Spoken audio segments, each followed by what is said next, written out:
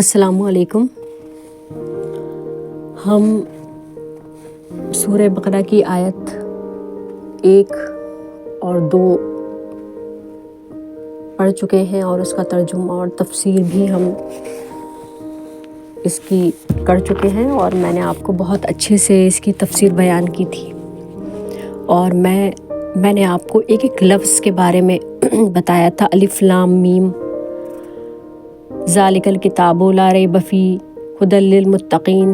میں نے پچھلے درس میں آپ کو ھدی للمتقین کے میننگ بتائے تھے، اور بہت تفصیل کے ساتھ آپ کو وہ میننگ بتائے تھے میں نے، تاکہ آپ کی سمجھ میں آئے کہ یہ جو ھدن اور متقین کا لفظ ہے، کہ متقین کر دیا پرہیزگار، ھدن ہدایت۔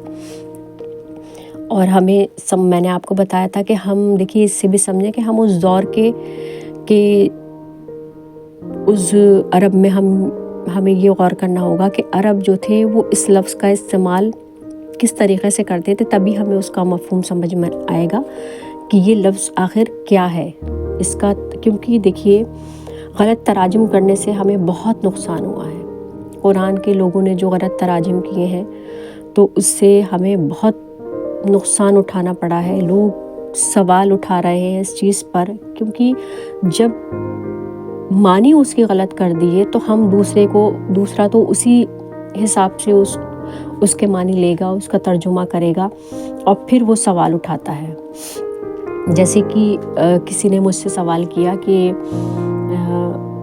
ہم مسجدوں میں جاتے ہیں اس کے لیے، صلاۃ کے لیے، اور وہاں جمع ہوتے ہیں نماز کے لیے، اور قرآن میں آیا ہے کہ صلاۃ جو ہے وہ روکتی ہے بے حیائی اور برائی سے، تو اس کے باوجود بھی مطلب جو کانڈ ہوتے ہیں، ایک نمازی جب باہر آتا ہے تو وہ کسی سے لڑ رہا ہے، کسی سے کچھ، تو یہ برائیاں کہاں ختم ہو رہی ہیں؟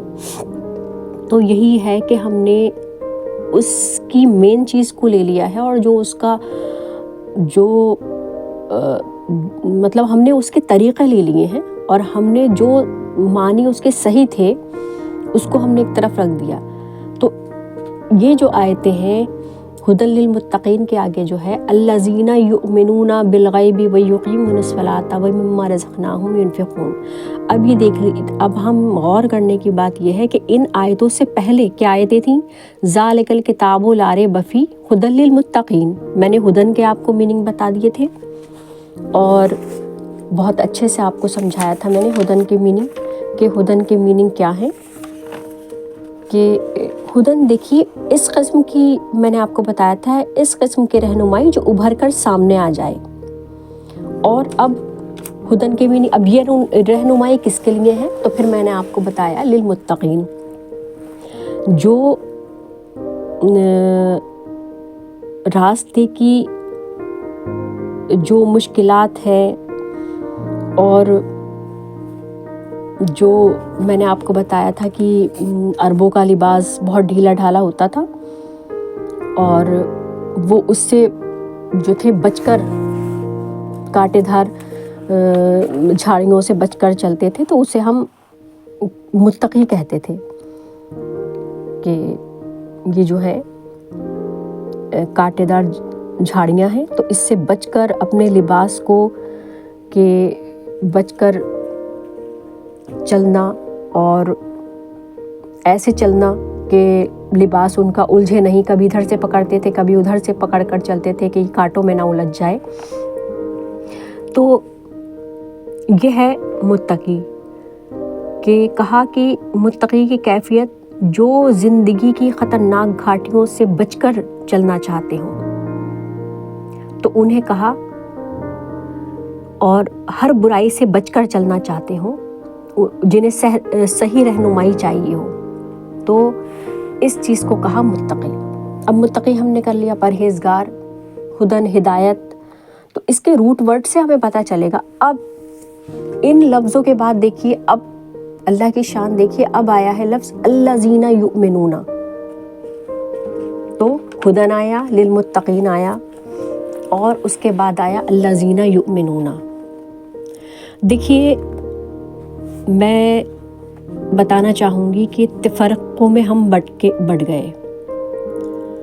جب ہم فرقے بندیوں میں بٹ گئے، فرقے بن گئے، ہم لوگوں میں تفرقہ ہو گیا، اور اب ہم متقی بننے کہاں جا رہے ہیں؟ مسجدوں میں جا رہے ہیں۔ دین میں تو فرق ہی نہیں ہے، فرقے ہی نہیں ہیں، دین میں تو منع ہے کہ تم بٹو مت۔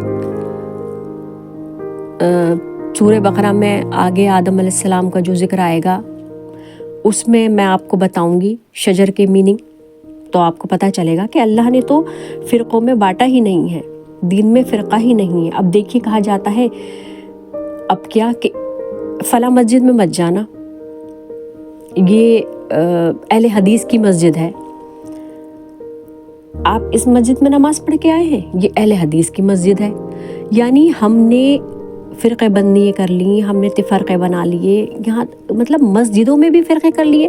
تو پھر ہم سے لوگ سوال کرتے ہیں کہ یہ بتائیے قرآن میں تو یہ ہے کہ صلاۃ روکتی ہے بے حیائی اور برائی سے، تو وہ تو ایک دوسرے میں لڑائی ہو رہی ہے کہ اس نے کہا کہ تم نے یہاں ہاتھ یہاں کیوں باندھے، اور تم نے تو اہل حدیث والی مسجد میں تم جاؤ۔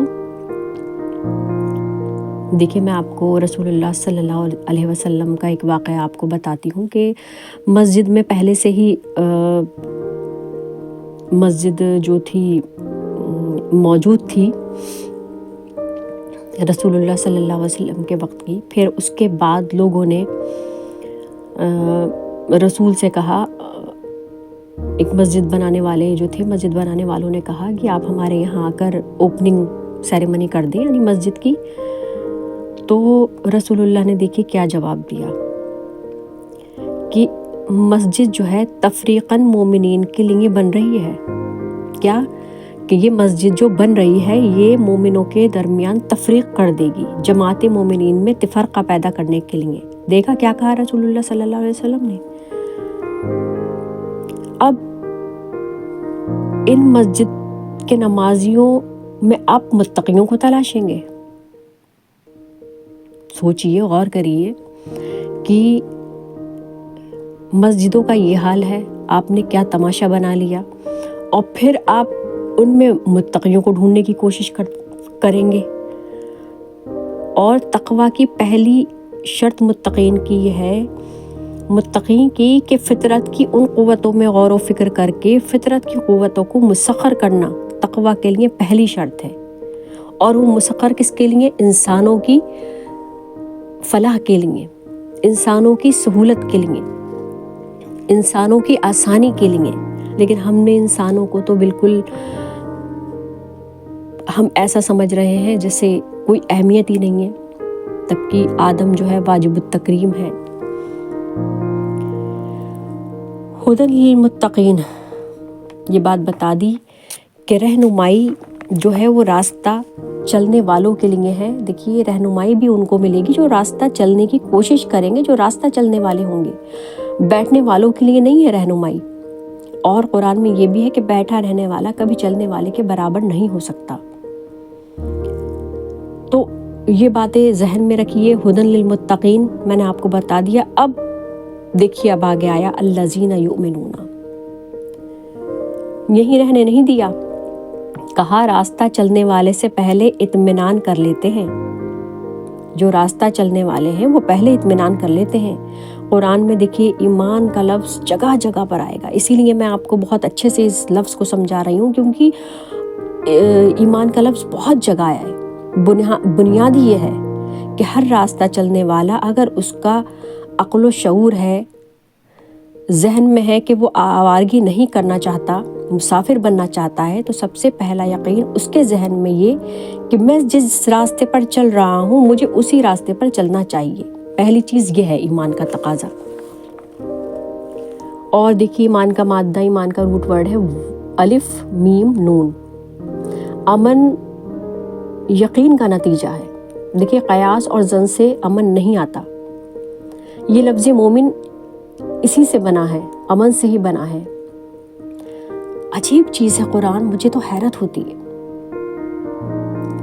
کہ اس کے معنی ہیں اس طریقے سے خود امن میں رہنے والا اور اس انداز سے باقی دنیا کو امن دینے والا۔ کیا ایک لفظ میں کیا اللہ تعالیٰ نے کیا بیان کر دیا. اور دیکھیے خدا کے خود ایک صفت المومن ہے.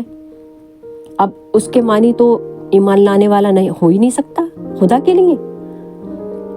مومن کے معنی یہ ہے کہ دوسروں کو امن دینے والا، خود امن میں اور دوسروں کے متعلق یہ بھروسہ کہ امن دینے والا ہے. اور دیکھیے اس مثال سے آپ کی اور اچھے سے سمجھ میں آئے گا کہ عربوں کے یہاں نافۃ الامون اس اونٹنی کو کہتے تھے عرب جس کے متعلق پورا بھروسہ ہوتا تھا اور یقین ہوتا تھا کہ یہ غلط راستے میں قدم نہیں اٹھائے گی، نہ ٹھوکر کھائے گی، نہ گرے گی، نہ دھوکہ دے گی، اور نہ ہی جنگل میں اکیلا پا کر چیر پھاڑ کر سکے گی. جس اونٹنی پر اتنا بھروسہ اور یقین ہو اسے عرب نافۃ الامون کہتے تھے. ہمارے یہاں دیکھیے بنیادی غلطی یہ ہوئی کہ قرآن کے غلط تراجم کر کے ہمارے یہاں ایمان کا ترجمہ ایمان ہی کیا، اور انگریزی میں اس کا ترجمہ فیتھ. یہ تو بالکل ہی دور لے گیا ہمیں اس سے. تو سوال دیکھیے ہم سے لوگ اسی لیے کرتے ہیں کہ ہم اس کو سمجھتے نہیں. اگر یہ لفظ ہماری سمجھ میں آ جائے نا، الذین یؤمنون، ایمان کے مطلب ہوتے ہیں امن دینے والا، خود امن میں رہنے والا اور دوسرے کے متعلق ذہن میں یہ خیال کہ یہ امن میں رہے. تو پھر آپ دیکھیے مسجد ہے، اس سے پہلے ہمیں یہ سمجھایا، بعد میں آئے گا بالغیب ویقیمون الصلاۃ.